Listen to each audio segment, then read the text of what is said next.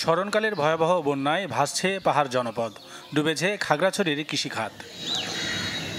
৩ মাসে চতুর্থবারের মতো বন্যায় দিশেহারা পাহাড় টিলার কৃষকরা।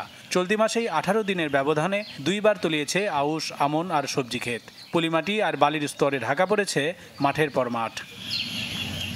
সবশেষ বন্যায় ১৪৬ হেক্টর আউশ আর ১,৬০০ হেক্টরের বেশি আমন ধানের আবাদ নষ্ট হয়েছে বলে জানায় কৃষি সম্প্রসারণ অধিদপ্তর। এছাড়াও ৫০০ হেক্টরের বেশি সবজি আর অন্যান্য ফসলের আবাদ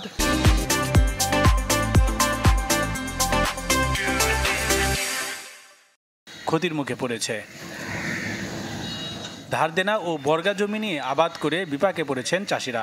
কিভাবে ঋণের জাল থেকে বের হবেন তা নিয়ে আছেন দুশ্চিন্তায়। সবগুলো নিয়ে গেছে, আমার জীবন পর্যন্ত নিয়ে যেত, এটা ভালো হইতো।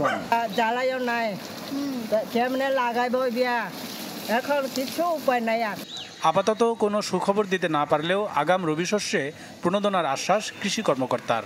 সরকার থেকে যদি আমরা পুনর্বাসনের জন্য আগাম রবি ফসল করতে পারে কৃষকরা, তাহলে কৃষকরা এই ক্ষতিটা কাটিয়ে উঠতে পারবে।